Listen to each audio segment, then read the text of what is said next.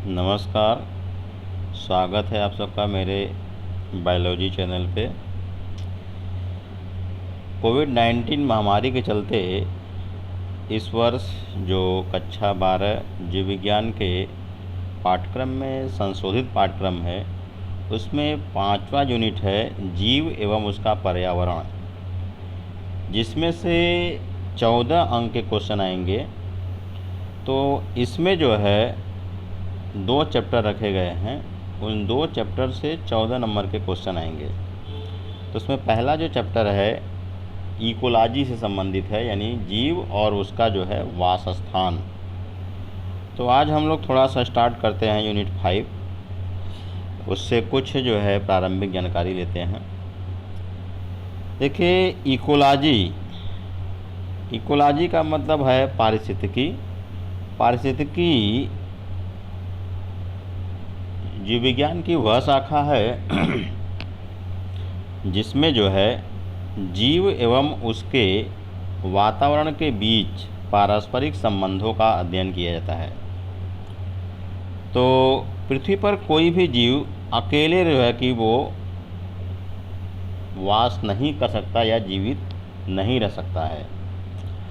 वो चारों ओर से अनेक प्रकार के जैविक एवं अजैविक कारकों से क्या होता है, घिरा होता है। और ये जैविक एवं अजैविक जो कारक हैं या घटक हैं, वो आपस में एक दूसरे को प्रभावित करते रहते हैं। कोई भी जीव है वो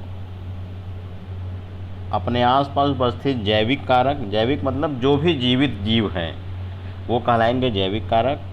अजैविक कारक जिसमें क्या आएगा, मिट्टी आएगी, ताप, वायु, ये सब क्या हैं, अजैविक कारक। मिट्टी, ताप, वायु, वर्षा, जल, ये सब अजैविक कारक है। जैविक कारक कोई भी जीवित जीव हो वो जैविक कारक में आएगा। ये जो है जैविक कारक एवं अजैविक कारक एक दूसरे को प्रत्यक्ष या अप्रत्यक्ष रूप से क्या करते हैं, प्रभावित करते हैं। साथ ही साथ जीव जो है अपने जो है आसपास, जीव अपने जो है चारों तरफ जो जैविक कारक और अजैविक कारक उनसे प्रभावित होता है, और जो जीव है वो भी इन जैविक एवं अजैविक कारक को प्रभावित करता है। तो संयुक्त रूप से पर्यावरण जो है या वातावरण क्या है, किसी भी जीव के चारों ओर जो भी परिस्थितियां हैं या जो भी जीव हैं और जो अजैविक कारक हैं, ये सम्मिलित रूप से क्या कहलाते हैं, पर्यावरण।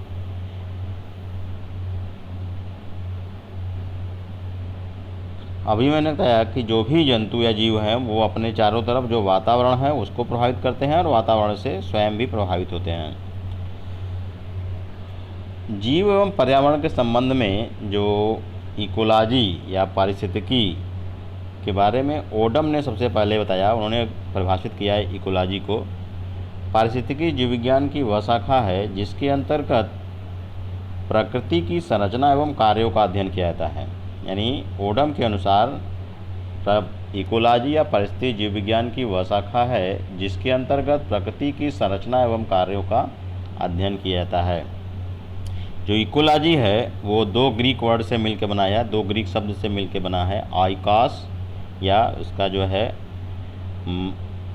मीनिंग है, अर्थ है हैबिटेट या वासस्थान, यानी जहाँ पर जीव रहता है। और दूसरा वर्ड है लॉगी, यानी लॉगस से आया है।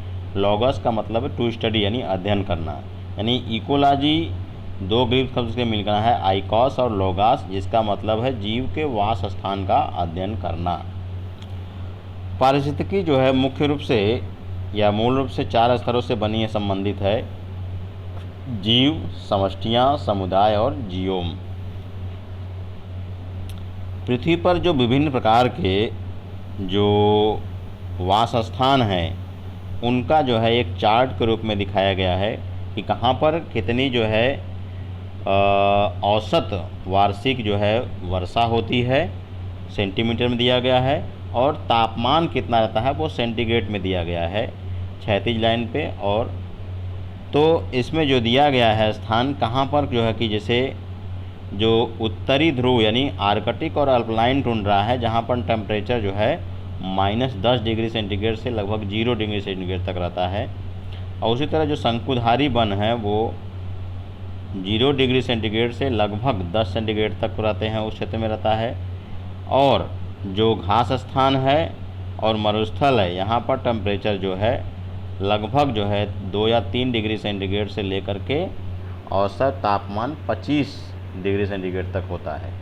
और जो शीतोष्ण क्षेत्र है या शीतोष्ण वर्ण है, वहाँ पर जो ताप है 10 से लेकर के लगभग 22 डिग्री सेंटीग्रेड तक होता है।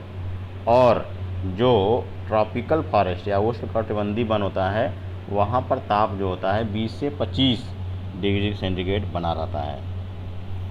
तो ये तो हो गया जो है कि पृथ्वी पर जो जीव वायोम है उसका विवरण। अब कुछ जो है परिभाषाएं जान लेते हैं। जीव किसे कहेंगे? पर्यावरण में या पर्यावरण का प्रत्येक जीवित घटक जो है क्या है? ऑर्गेनिज्म या जीव कहलाता है। ये बार बार टर्म आएगा, इसको ध्यान से समझें। कोई भी जो जीवित घटक है वो क्या कहलाएगा? जीव या ऑर्गेनिज्म।